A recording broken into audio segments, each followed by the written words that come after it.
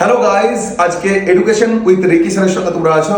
আমি হিস্ট্রির মাধ্যমিক হিস্ট্রির 8 মার্কসের একটা সাজেশন দেবো এবং মোস্ট ইম্পর্টেন্ট এটা সেদিনকে গিয়েই জাস্ট প্রশ্ন না পাওয়ার আগেও লেখার একটা মৌকা থাকবে। প্রশ্ন না পেয়েও মানে এতটা চ্যালেঞ্জ করছি কেন? কারণ তুমি শিওর পাস করবো। লাস্ট বেঞ্চ বলে কোনো কথা নাই গাইস, লাস্ট বেঞ্চ বলে কোনো কথা নাই। আজকে আমার বোর্ডে এসে চলে আসো, বোর্ডে চলে আসো। এখানে 8 মার্কসের আমি একটা প্রশ্ন দিয়েছি ইতিহাসে। 8 মার্কসের একটা পড়বা, একটা কমন পড়বে। একটা প্রশ্নই একটা গাইজ, ভাবতে পেরেছো?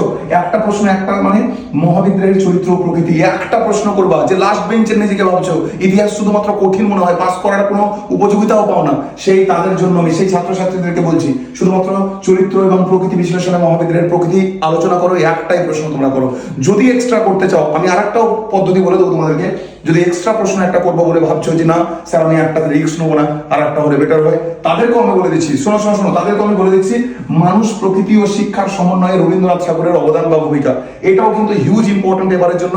তো আমি বলতে চাই গাইস, তোমরা যারা এবারের মাধ্যমিক দিচ্ছ 2026 সালের ক্যান্ডিডেট যারা তোমরা, তাদেরকে আমি একটা 8 মার্কসের জন্য একটাই প্রশ্ন করতে বলবো, সেটা হচ্ছে মহাবিদ্যালয়ের চরিত্র এবং প্রকৃতি। যদি কেউ মনে করো একটা অপশনাল নেবে যে রিস্ক নেবো না, তারা কিন্তু অবশ্যই মানুষ, প্রকৃতি এবং শিক্ষার সমন্বয় মানে রবীন্দ্রনাথ ঠাকুরের ভূমিকাটা করতে পারো।